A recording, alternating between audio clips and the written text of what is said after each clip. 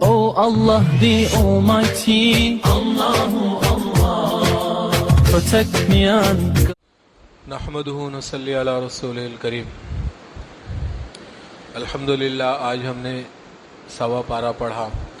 سورہ بقرہ پوری ہو گئی اور سورہ آل عمران کے شروع کے 2 رکوع پڑھے. اللہ پاک قبول فرمائے اور اللہ پاک ہمارے لیے ذریعہ نجات بنا. اس سوا پارے میں سب سے پہلے ہمیں یہ بتایا گیا کہ دین اللہ کے حکم کو ماننے کا نام ہے. اپنی مرضی سے آپ کوئی کام بہت اچھا سمجھ کے کر رہے ہیں, بہت اچھا سمجھ کے کر رہے ہیں, لیکن وہ اللہ کا حکم نہیں ہے تو وہ دین نہیں ہے. بظاہر بہت اچھا ہے لیکن اللہ نے اس کا حکم نہیں دیا, رسول اللہ صلی اللہ علیہ وسلم نے کیا نہیں, تو وہ دین نہیں ہے. جیسے زمانہ جاہلیت کے لوگ یہ کیا کرتے تھے کہ ننگے ہو کے طواف کیا کرتے تھے. اور لاجک کیا تھی ان کی, دلیل کیا تھی؟ دلیل یہ تھی کہ ان کپڑوں میں ہم گناہ کرتے ہیں تو وہ کپڑے پہن کے عبادت نہیں کریں گے, تو بھائی دوسرے کپڑے پہنو. نہیں, شیطان نے سمجھ الٹی کر دی. اسی طرح جب وہ احرام باندھتے تھے تو گھر کے دروازے سے آنا جانا نہیں کرتے تھے, دیوار کود کے آتے تھے. اور اس کی دلیل کیا تھی؟ اس کی دلیل یہ تھی کہ ہم ناپاکی کی حالت میں اور خون خرابے کر کے جب آتے ہیں تو دروازوں سے آتے ہیں, تو جب ہم عبادت کر کے آئیں گے تو اس ناپاک دروازے سے نہیں گزریں گے. تو اللہ نے فرمایا یہ نیکی نہیں ہے کیونکہ گھر کی تم پچھلی دیواریں کود کے گھر کے اندر آؤ. نیکی یہ ہے کہ اللہ سے ڈرو اور اللہ کے حکم کو مانو. تو کوئی عمل ہمیں کتنا ہی اچھا نظر آتا ہے نا, کتنا ہی اچھا نظر آتا ہے, کتنا ہی اچھا نظر آتا ہے, لیکن اگر وہ شریعت کے مطابق نہیں ہے تو وہ دین نہیں ہوگا. دین وہ ہوگا جس کا حکم اللہ نے دیا, جس کو رسول اللہ صلی اللہ علیہ وسلم نے ہم تک پہنچایا, کر کے دکھایا, صحابہ نے پہنچایا, کر کے دکھایا, اور امت اس پہ عمل کرتی بھی آ رہی ہے, وہ دین ہے. باقی جو چیزیں ہمیں کتنی اچھی لگیں وہ چیزیں دین نہیں ہیں. اچھا, ایک بات اور سمجھ لینا چاہیے ہمیں. یہ بات جب میں نے بتائی تو بعض ذہنوں میں یہ سوال آتا ہے کہ کچھ ایسی باتیں جن کا دینی طور پہ بہت فائدہ ہے اس دور میں, کچھ ایسی ترتیب, کچھ ایسا نظام, کچھ ایسا سسٹم جس کا اس دور میں ہمیں بہت فائدہ نظر آ رہا ہے, لیکن حضور صلی اللہ علیہ وسلم کے زمانے میں تو وہ نہیں تھا سسٹم.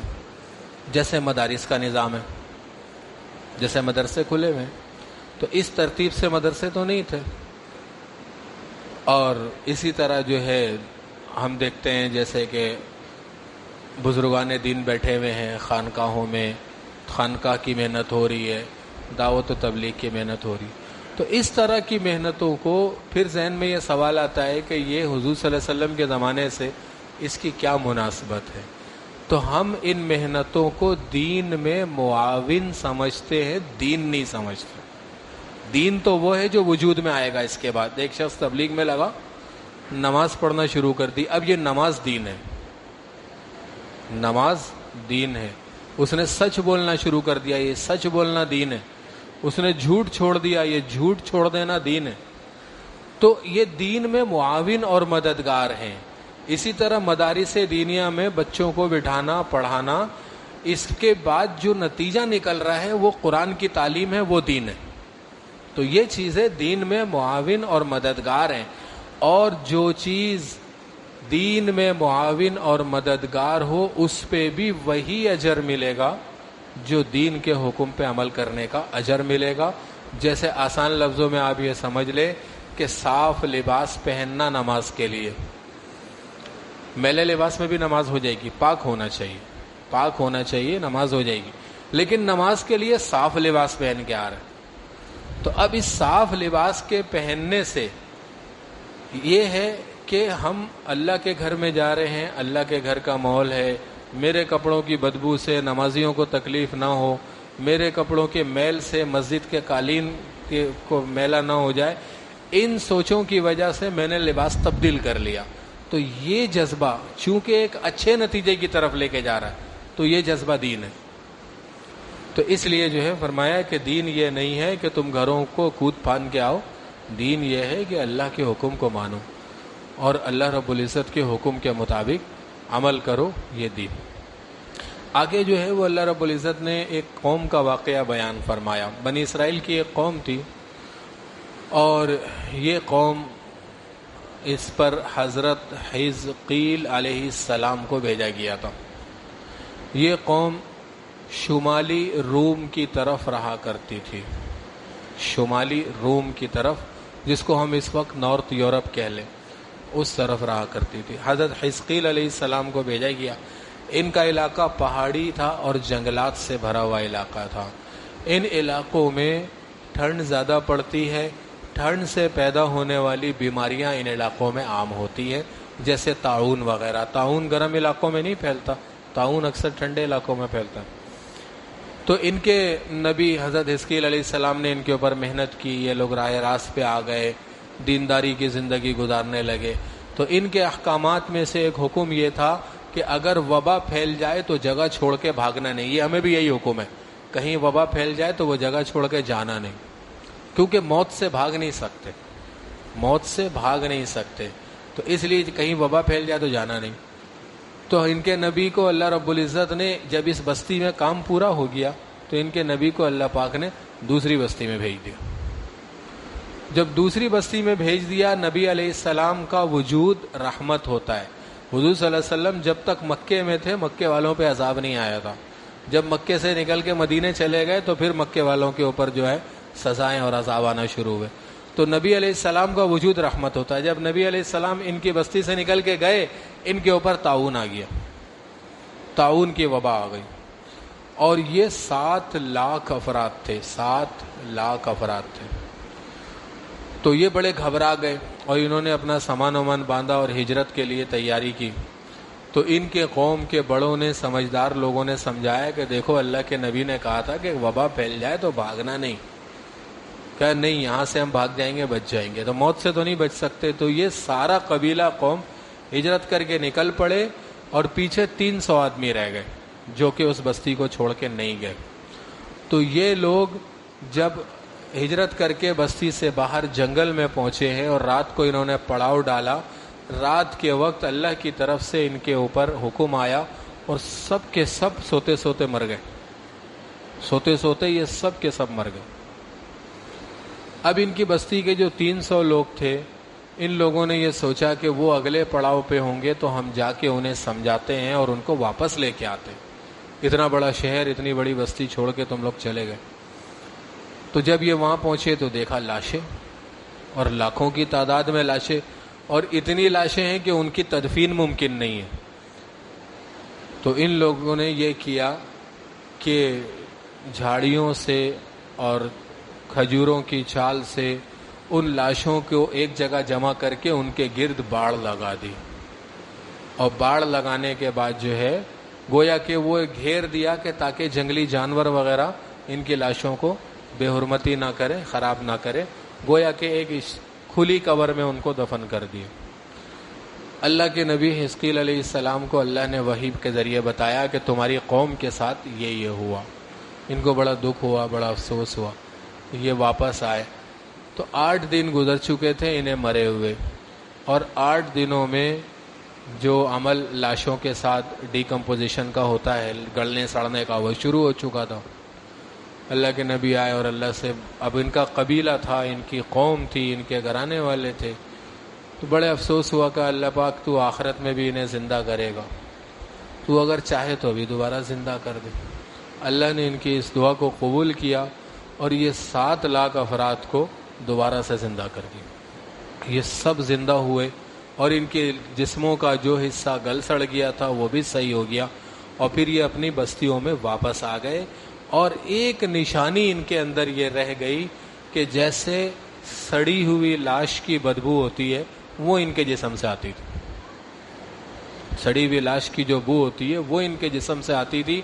تو اللہ کے نبی علیہ السلام نے دعا کی کہ یا اللہ یہ بھی دور ہو جائے۔ تو اللہ پاک نے فرمایا کہ جو تم نے مانگا وہ ہم نے دیا، اب جو ہم نے باقی رکھا ہے اس میں ہمیں پتہ ہے کہ کیا حکمت ہے۔ تو یہ یہود کی، بنی اسرائیل کی ایک قوم تھی، اور یہ قوم آج بھی موجود ہے، اور آج بھی شمالی یورپ میں موجود ہے، جس کو ہم آج فرانس کے نام سے یاد کرتے ہیں۔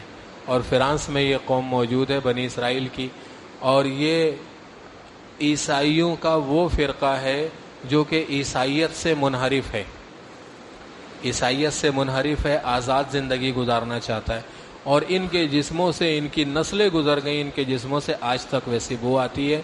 اور یہی وجہ ہے کہ دنیا کا سب سے زیادہ پرفیوم جو ہے وہ فرانس میں پروڈیوس ہوتا ہے، سب سے زیادہ خوشبو وہاں بنتی ہے اور سب سے زیادہ استعمال بھی وہیں ہو، اور اس کی وجہ وہ سلسلہ چلا آ رہا ہے۔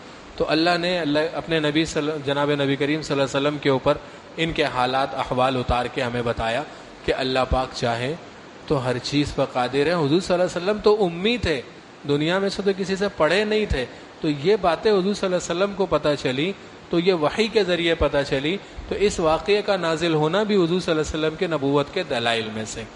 اس کے آگے جو ہے وہ سورہ بقرہ کے آخری رکوعوں میں، آخری چند رکوع میں اللہ پاک نے اپنے راستے میں خرچ کرنے کی ترغیب دی ہے، اور اس خرچ کرنے کے کچھ آداب بتائے ہیں۔ فضائل تو آپ نے بہت سنے ہوں گے، فضائل تو بہت سنے گا، جہاں کوئی مولوی صاحب چندے کے لیے کھڑے ہوں گے آپ کو پہلے فضائل بتائیں گے پھر چندہ کریں گے، لیکن آداب بھی سیکھیں۔ آداب کیا ہے خرچ کرنے کا؟ ادب یہ ہے، سب سے اعلیٰ صدقہ وہ ہے جو چھپا کے دیا جائے۔ سب سے پہلا ادب کیا کرنا چاہیے؟ چھپا کے خرچ کرنا چاہیے۔ کیسے چھپا کے خرچ کرنا چاہیے، کوئی بتائے گا کیسے؟ کہ ایک ہاتھ سے دے دوسرے ہاتھ کو پتہ نہ چلے، ایسے چھپا کے، سب سے طاقتور عمل ہے۔ پھر بھی بعض جگہوں پر ترغیب چاہیے ہوتی ہے، بعض جگہوں پر ترغیب چاہیے ہوتی ہے۔ ترغیب کے لیے اگر کوئی علل اعلان دیتا ہے تو اس میں علل اعلان دینا زیادہ بہتر ہے۔ مسجد میں اعلان ہوا کسی تقاضے کے لیے، تو ایک شخص نے جو ہے وہ کھڑے ہو کے 10,000 روپے دے دیے، تو دوسرا اس جیسا کوئی اور ہوگا تو اسے بھی ترغیب ہوگی، وہ بھی جو ہے وہ مسجد میں 10 نہ صحیح تو 5,000 دے دے گا ترغیب کے لیے۔ اسی طرح گھرانے میں سب بیٹھے اور گھرانے کے سارے لوگوں میں بات ہوئی کہ بھئی ہمارے گھر کے فلاں بچی کی شادی ہے، تو کون کیا دے گا؟ تو ایک نے کہا کہ میں فلاں چیز دوں گا، تو اب اس کے بولنے سے دوسرے کو ترغیب ہوگی، بولے گا کہ میں فلاں دوں گا۔ تو جہاں پر ترغیب کا معاملہ ہو وہاں ظاہر کر دینا چاہیے، اور جہاں ترغیب کا معاملہ نہ ہو وہاں پہ چھپا کے دینا چاہیے۔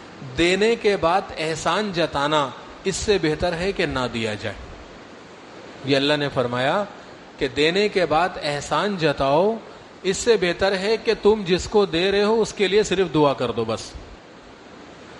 اللہ نے فرمایا قول معروف و مغفرۃ خیر من صدقۃ یتبعها اذى، اچھی بات کہہ دینا، دعا کر دینا، یہ اس صدقے سے بہتر ہے کہ جس کے بعد تم اس کو تکلیف دو، اس پہ احسان جتاؤ۔ کسی رشتہ دار پہ احسان جتا دیا، اب آپ کے گھر میں کسی رشتہ دار پہ آپ نے احسان کر دیا، کوئی پیسہ ویسا خرچ کر دیا اس کے اوپر، آپ کے گھر میں کوئی کام ہوا اس کو بلا لیا، آ جا بھائی جلدی فٹافٹ کرسیاں لگانی، تو بھائی وہ اللہ کی رضا کے لیے تم نے دیا اس کو، تو اب اس کو تم کرسیاں لگانے کے لیے کیوں بلا رہے ہو؟ تو اس لیے جو ہے، اور آگے فرمایا یا ایھا الذین آمنوا لا تبطلوا صدقاتکم بالمن والاذی، کہ ایمان والوں اپنے صدقات کو، اپنے خرچ کیے ہوئے کو احسان جتا کے ضائع نہ کرو۔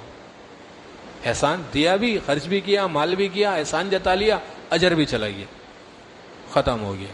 تو اس لیے احسان بالکل نہیں جتانا چاہیے، اور وہ سامنے بھی آ جائے تو اس طرح اس کے اوپر چڑھ کے بات نہ کرے کہ جیسے آپ بڑے ہیں اور وہ چھوٹا ہے، یا آپ جو ہے وہ اوپر والا ہاتھ ہے وہ نیچے والا ہاتھ ہے، اس طرح بات نہ کریں۔ یہ اللہ کی تقسیم ہے کہ اللہ نے آپ کو اوپر والا رکھا ہے اور اس کو نیچے والا بنایا ہے، یہ اللہ نے کیا ہے، اور اللہ کی تقسیم کے اوپر انسان کو اکڑنا نہیں چاہیے کہ ہم جو ہے دینے والے ہیں، ہم لینے والے نہیں ہیں، ایسی بات نہیں کرنا چاہیے۔ ہم لینے ہی والے ہیں، ہم مخلوق سے نہیں لیں گے، اللہ سے لیں گے۔ کون ہے جو اللہ کی عطا سے جو ہے وہ بے نیاز ہو سکتا ہے؟ تو اس لیے جو ہے وہ ان باتوں سے اپنے آپ کو بچانا چاہیے۔ اگلا ادب خرچ کرنے کا یہ ہے کہ اچھا مال خرچ کرے، اچھا مال خرچ کرے، بچا کچا، گلا سڑا، پھٹا پرانا ایسا نہ کرے، اچھا مال خرچ کرے، جو خود استعمال کرے وہ خرچ کرے، جو خود استعمال کر سکتا وہ خرچ کرے۔ اب اس کا مطلب یہ نہیں ہے کہ آپ اپنی اترن کسی کو نہ دیں، وہ بھی دے سکتے ہیں، لیکن نیا بھی کبھی دے دیا کریں، اترن ہی نہ دیں، صرف اترن بھی دے دیں، لیکن نیا بھی کبھی دے دیا کریں، کبھی اچھا بھی دے دیا کریں۔ آپ اپنے گھر کے لیے فروٹ لیتے ہیں 3 کلو 4 کلو 5 کلو، 1 کلو آدھا کلو کسی غریب رشتہ دار کی نیت سے لے لیں، کسی پڑوسی کی نیت سے لے لیں اور اس کے پاس بھیج دیں. گھر میں کام کرنے والی آتی ہے اس کے لیے نیت سے لے لیں. دکان پہ کام کرنے والے ملازمین آتے ہیں, ایک بار ایک کو دے دیں, دوسری بار دوسرے کو دے دیں, تیسری بار تیسرے کو دے دیں. تو اس سے یہ ہوگا کہ ان غریبوں کے مقدر کا اللہ پاک آپ کو دیں گے اور آپ ان کے اوپر خرچ کرنے والے بنیں گے. تو اس لیے جو ہے اپنے مالوں میں اچھا خرچ کریں, اچھا مال جو خود استعمال کریں وہ دوسرے کو دیں. 10 کلو آم لیا, 2 کلو آم الگ لے لیا تاکہ کسی غریب کو دے دیا جائے. تو اس سے یہ ہوگا کہ اللہ پاک کبھی ختم نہیں ہونے دیں گے آپ کا رزق, کبھی اس رزق میں جو ہے وہ کمی نہیں آنے دیں گے, کبھی برکت ختم نہیں ہوگی. اللہ پاک ہمیں ان تمام باتوں پہ عمل کرنے کی توفیق عطا فرمائے. اللہم لک الحمد کما انت اہلہ وصلی علی سیدنا مولانا محمد کما انت اہلہ وفعل بنا ما انت اہلہ انک اہل التقوی واہل المغفرہ. یا اللہ یا رحمان یا رحیم, یا اللہ جو کچھ کہا سنا قبول فرما. یا اللہ کمی کوتاہیوں غلطیوں کو معاف فرما. یا اللہ جناب نبی کریم صلی اللہ علیہ وسلم کی مبارک زندگی کو اپنی زندگی میں لانے کی توفیق عطا فرما. یا اللہ تیری مخلوق پہ زیادہ سے زیادہ خرچ کرنے کی توفیق عطا فرما. یا اللہ اپنے فضل و احسان سے ہمیں تو ہمیشہ اوپر والا ہاتھ بنا کے رکھ. یا اللہ کبھی کسی سے مانگنے کی اور سوال کرنے کی یا اللہ پریشانی سے ہم سب کی حفاظت فرما. یا اللہ حاضرین مجلس کی تمام حوائج کو پورا فرما, آسانیاں عطا فرما. حضور اکرم صلی اللہ علیہ وسلم نے اتنی خیر کی دعائیں مانگی, وہ خیر ہمیں بھی نصیب فرما. جتنے شرور سے پناہ چاہیے ان سے ہمیں بھی پناہ عطا فرما. سبحان ربک رب العزت عما یصفون السلام علی المرسلین.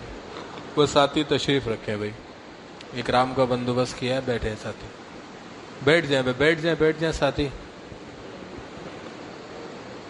ہاں بیٹھ جائیں ساتھی.